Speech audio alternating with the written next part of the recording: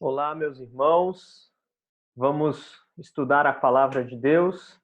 Como vocês sabem, por conta da situação que temos vivido no nosso país, temos feito aulas online e cremos que Deus tem nos abençoado. Por isso, eu convido você a abrir sua Bíblia, acompanhar os versículos bíblicos. Se tiver alguma dúvida, faça um comentário abaixo desse vídeo, que nós, os professores, nos empenharemos em responder vocês, ok? Então, eu vou compartilhar a minha tela aqui para que todos possam acompanhar o que nós vamos trabalhar. Bem, a nossa classe está estudando essa revista da Editora Cristã Evangélica, que é Tão Grande Salvação, estudos sobre o homem e a redenção. Nós já tivemos 4 aulas a respeito desse assunto. A primeira aula foi sobre a criação do homem. Depois estudamos a natureza humana, do que o homem é constituído. Depois estudamos o homem e o seu corpo, essa relação que há entre o nosso coração, algo que não é físico, e o nosso corpo, como isso acontece. Por fim, estudamos o que é o pecado e qual é a gravidade dele. Na aula de hoje, que é a 5ª lição dessa revista, nós trabalharemos a provação no jardim. E, na próxima aula, trabalharemos a queda da humanidade. Esses 2 temas estão na lição 5, mas nós vamos dividi-los em 2 partes aqui. Bem, a nossa lição vai tratar hoje da provação no jardim. E eu espero que a gente tire lições importantes para a nossa vida ao final dessa lição. Antes de entrarmos no assunto propriamente dito, eu quero situar os irmãos dentro da história da salvação, a história da humanidade. Nós vemos nas Escrituras 4 fases dessa história. A primeira delas é a criação, quando Deus forma todas as coisas, o mundo e os que nele habitam, inclusive os seres humanos. O mundo era bom, Deus viu que tudo era bom, inclusive o ser humano era bom. Porém, veio a queda, ou seja, a entrada do pecado nessa boa criação de Deus, que deturpa, que distorce aquilo que Deus criou bom. E a entrada do pecado trouxe a morte e grandes prejuízos ao ser humano e também a toda a criação. Porém, Deus enviou o seu Filho, Jesus Cristo, que viveu de modo perfeito em obediência a Deus, morreu pelo pecador, ressuscitou ao 3º dia, subiu ao céu e está assentado ao lado direito de Deus Pai. Isso promoveu para aqueles que creem, para aqueles que pertencem a Cristo, para aqueles que o Pai lhe deu, a redenção, uma restauração da vida por meio de Jesus. Mas há ainda um período final, quando o Senhor Jesus voltar, é o que nós chamamos de consumação, onde os mortos ressurgirão e o Senhor Jesus julgará uns para a vida eterna e a salvação, e outros para a condenação. Mas esse período de consumação é onde todas as coisas serão restauradas dentro do plano de Deus. Então, essa basicamente é a história da salvação. E o nosso assunto hoje se encontra na primeira fase dessa história, na criação, antes do pecado entrar no mundo. Isso é fundamental para entendermos a provação no jardim. Vamos observar alguns elementos importantes dentro da narrativa do capítulo 2 e do capítulo 3 de Gênesis. O primeiro elemento é o ser humano, o homem e a mulher que viviam no jardim.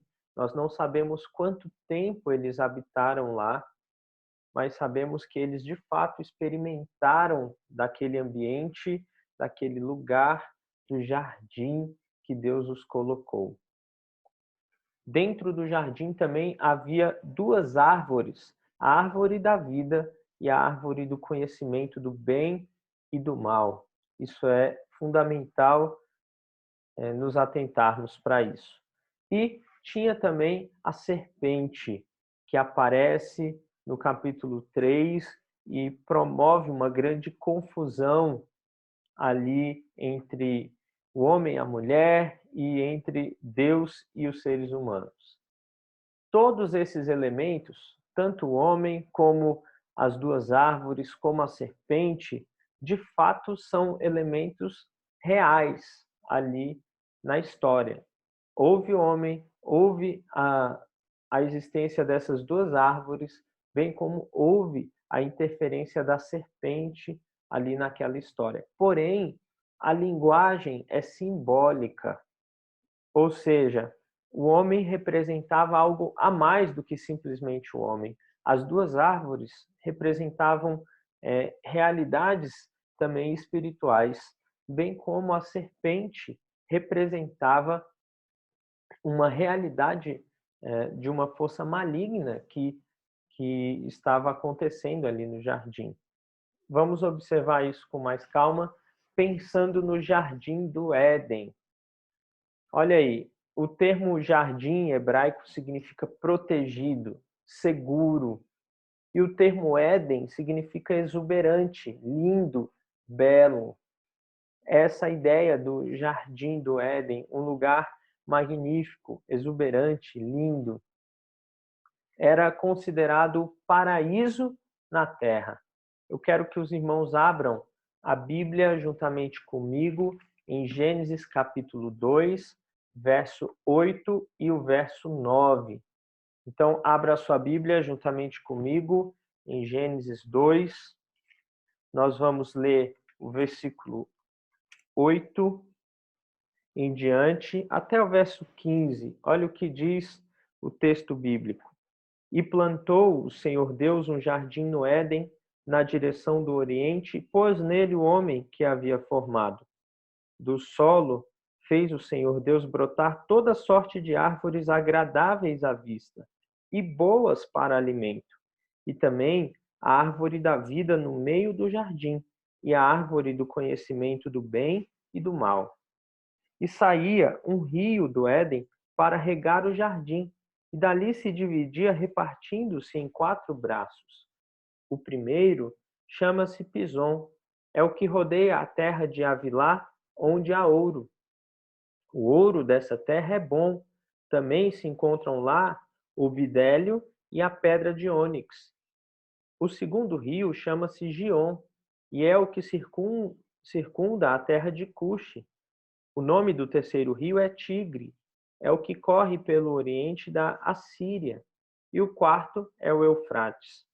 Tomou, pois, o Senhor Deus ao homem e o colocou no jardim do Éden para o cultivar e o guardar. E o Senhor Deus lhe deu esta ordem: de toda árvore do jardim comerás livremente, mas da árvore do conhecimento do bem e do mal não comerás, porque no dia em que dela comeres, certamente morrerás. Então, veja, eu quero que os irmãos se atentem aqui para essa realidade do jardim do Éden. As coisas que ali aparecem. O Éden era um lugar de encontro entre Deus e o ser humano criado, entre Deus e o homem. Nós vemos isso no capítulo 2, verso 21, quando Deus vai até Adão, o faz cair no sono e toma de suas costelas, uma de suas costelas, e transforma aquela costela na mulher. E Deus ainda vem e traz a mulher ao homem. Olha o verso 22. E a costela que o Senhor Deus tomara ao homem, transformou-a numa mulher e lhe trouxe. Então, o Éden era um lugar onde Deus se encontrava com o ser humano. Olha o capítulo 3, verso 8. Quando ouviram a voz do Senhor Deus, que andava no jardim pela viração do dia, esconderam-se da presença do Senhor Deus, o homem e sua mulher, por entre as árvores do jardim. Aqui no contexto depois do pecado. o homem se escondeu de Deus que andava pelo jardim. Isso parece ser uma realidade presente dentro do jardim do Éden antes do pecado. O jardim do Éden, ele é considerado o jardim de Deus, irmãos. Aqui era o lugar de Deus, era um lugar sagrado. Tanto é assim que quando o homem e a mulher pecam contra Deus, eles são expulsos do jardim. O jardim era um lugar sagrado porque era o jardim de Deus, o lugar que Deus escolheu para se relacionar com os homens. Veja como esse lugar emana vida. Nós acabamos de ler sobre os rios, o rio que fluía do Éden e se transformava em quatro grandes rios. E a ideia do rio aqui no Éden também é altamente simbólica. Olha o Salmo 46, verso 4 e 5. Veja como é interessante essa realidade do rio como símbolo de vida fluindo de Deus para o seu povo. Salmo 46, um salmo muito conhecido, diz assim: há um rio cujas correntes alegram a cidade de Deus, o santuário das moradas do Altíssimo. Deus está no meio dela, jamais será abalada. Deus a ajudará desde de antemanhã. Há um rio no meio da cidade de Deus. Todos nós sabemos que dentro de Jerusalém não havia rios. Então, essa é uma linguagem altamente simbólica que o salmista também está utilizando. E aqui, no Jardim do Éden, nós também temos um rio que flui. Esse rio, ele carrega com si, próximo a ele, grandes riquezas, ouros, pedras preciosas. Agora vai para Apocalipse, capítulo 22, verso 1 e 2.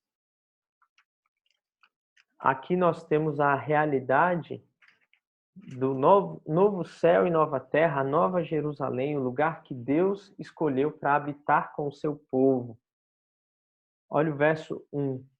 Então me mostrou o rio da água da vida, brilhante como cristal, que saía do trono de Deus e do Cordeiro. No meio da sua praça, de uma e outra margem do rio, está a árvore da vida, que produz 12 frutos, dando o seu fruto de mês em mês, e as folhas da árvore são para a cura dos povos. Olha só, aqui nós temos novamente o rio da vida, que carrega em si a vida que vem de Deus para o seu povo. Então veja a linguagem simbólica que nós temos em Gênesis.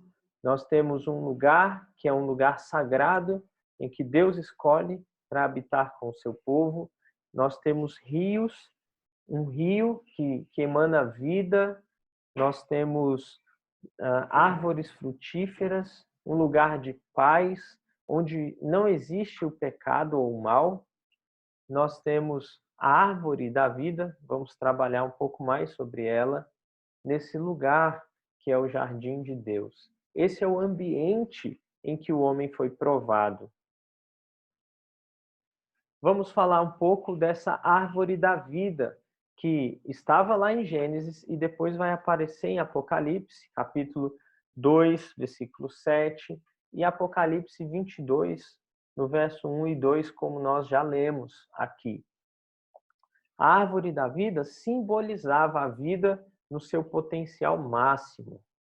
Mais uma vez, nós temos algo real dentro da narrativa, algo que de fato existiu, mas que aponta para uma realidade superior, digamos assim, uma realidade espiritual. Aquela árvore simbolizava a vida que Deus daria ao homem após o período de teste. No capítulo 3 de Gênesis, verso 22, tem algo muito interessante. Esse versículo diz que, olha só, então disse o Senhor Deus: eis que o homem se tornou como um de nós, conhecedor do bem e do mal. assim que não estenda a mão e tome também da árvore da vida e coma e viva eternamente. O Senhor, por isso, o lançou fora do jardim do Éden, a fim de lavrar a terra de que fora tomado. Então, o que está acontecendo aqui?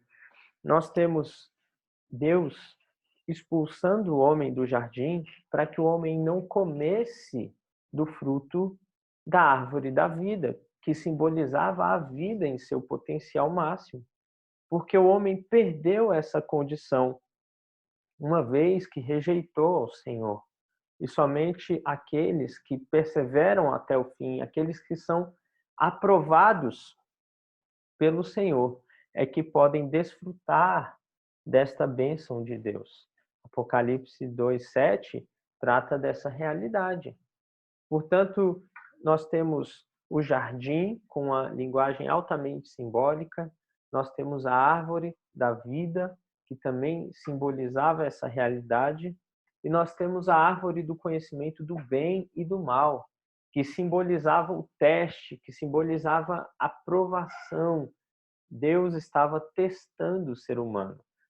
Quando uma pessoa é contratada por uma empresa, geralmente ela passa por um período probatório, um período de experiência, para ver como ela vai se comportar diante daquele serviço, se ela vai dar conta, se ela vai se desenvolver bem. É isso que Deus estava fazendo com o ser humano ali na provação do jardim. E ele colocou essa árvore, a árvore do conhecimento do bem e do mal, dizendo ao homem, capítulo 2, verso 17.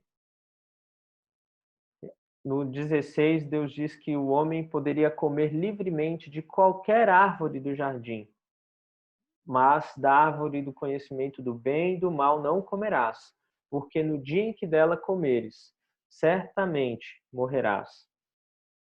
Então, Deus havia colocado essa condição para o homem como um teste para saber se o homem iria de fato obedecê-lo. Por que Deus fez isso? Por que Deus decidiu provar o ser humano? Essa é uma pergunta que nós precisamos fazer. A provação envolvia benefícios caso fosse aprovado e também graves consequências caso fosse reprovado nesse teste. Então, Deus disse ao homem: no dia em que dela comeres, certamente morrerás. E nós vemos em Romanos capítulo 5 que o homem comeu e, de fato, a morte passou ao homem e não só a Adão, mas a todos os seres humanos a quem Adão representava. Aliás, Adão é uma figura de Cristo também, que é o nosso segundo Adão. Isso faz todo sentido dentro da narrativa bíblica. Então, a árvore do conhecimento do bem e do mal simbolizava esse teste. Deus queria testar o ser humano para ver se ele, de fato, iria glorificá-lo, se o homem, de fato, iria obedecê-lo, honrá-lo, adorá-lo, não simplesmente porque não tinha outra alternativa, mas porque entendeu que Deus é digno de toda honra e toda glória. É isso que Deus está propondo ao ser humano. Deus não nos obriga, num sentido, a reconhecê-lo como Deus. Ele deseja que o nosso coração reconheça isso naturalmente, embora nós saibamos que por conta do pecado, ele tem que agir em nosso coração para que nós o reconheçamos como Deus. Mas Adão não tinha o pecado em seu coração. E Deus estava dando a Adão a responsabilidade de decidir se iria se submeter ao governo de Deus, se Adão iria obedecer e honrar o Senhor, ou se ele preferiria a independência de Deus, que é isso que simbolizava esse teste. Conhecer como Deus conhece, ser como Deus é, sem depender dele. É isso que simbolizava a árvore do conhecimento do bem e do mal. E nós sabemos que a humanidade escolheu a independência. Aliás, até hoje temos escolhido a independência, né? Talvez o jargão popular seja verdade para nós. Independência ou morte. Isso foi o que Adão gritou quando preferiu comer juntamente com a mulher do fruto que Deus tinha dito para eles não comer, ordenado que eles não comessem. E nós temos um quarto elemento dentro da aprovação, que é a serpente. Como os outros elementos, a serpente de fato existiu, porém ela simbolizava uma realidade espiritual maligna, que era Satanás. Apocalipse, novamente, capítulo 12 e o capítulo 20, eu vou ler só o capítulo 12, verso 9, explica para nós essa realidade. Olha o que diz Apocalipse 2:9, confira aí na sua Bíblia. E foi expulso o grande dragão, a antiga serpente que se chama Diabo e Satanás, o sedutor de todo mundo. Sim, foi atirado para a terra, e com ele os seus anjos. João está descrevendo aqui a queda de Satanás, a antiga serpente. Então, nós sabemos que aquela serpente era Satanás, representava Satanás. E, de fato, foi isso que aconteceu. Ele é o pai da mentira. Jesus fala isso lá em João 8:44. E ele enganou o homem e a mulher naquele momento.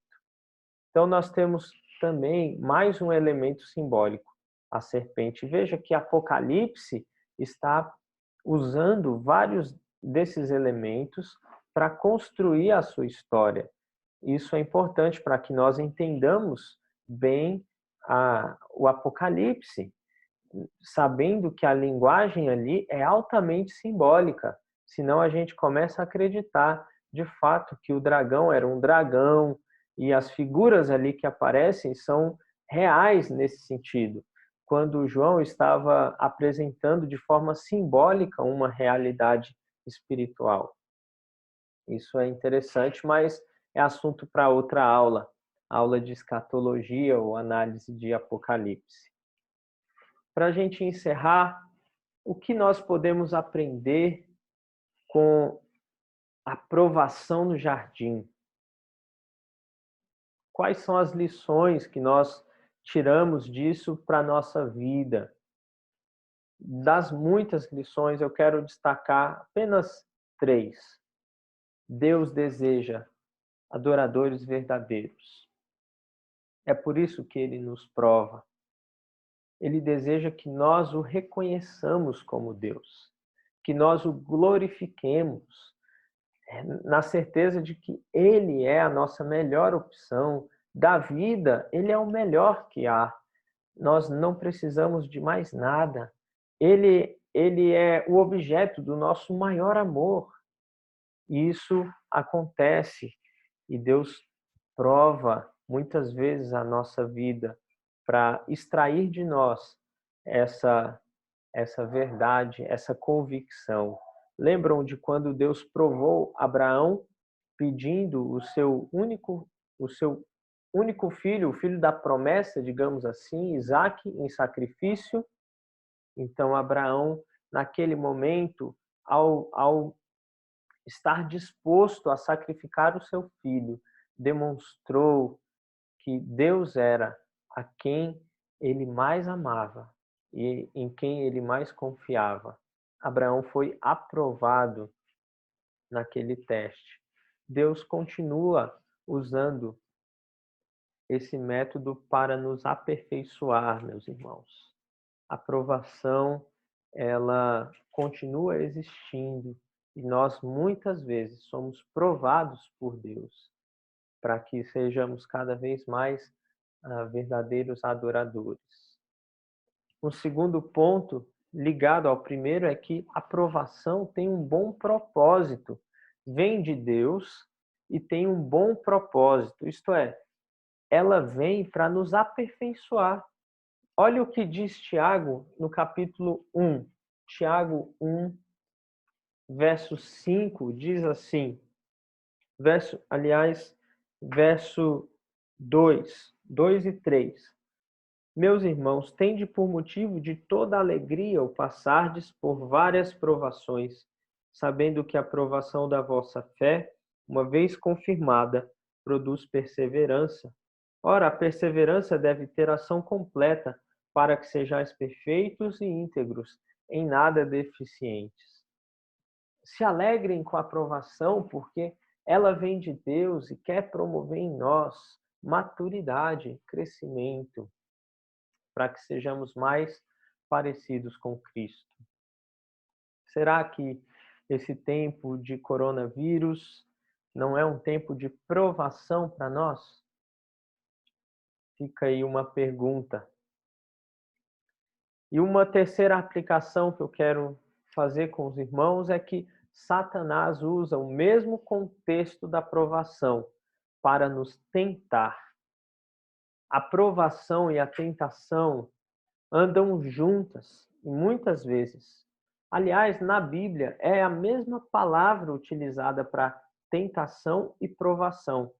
Nós só distinguimos entre uma e outra no seu propósito e na sua origem, porque a provação vem de Deus e tem um bom propósito. A tentação vem de Satanás, vem do maligno e tem o propósito de nos destruir e nos arruinar, de nos separar de Deus. Mas o fato é que as duas coisas podem acontecer numa mesma circunstância, numa mesma situação. Por isso, nós precisamos levar em consideração a realidade espiritual. Há uma verdadeira batalha espiritual nas regiões celestes que nós enfrentamos e batalhamos. Somos constantemente tentados por Satanás. Além de sermos tentados por nós mesmos, somos também tentados pelo nosso inimigo que quer nos separar de Deus.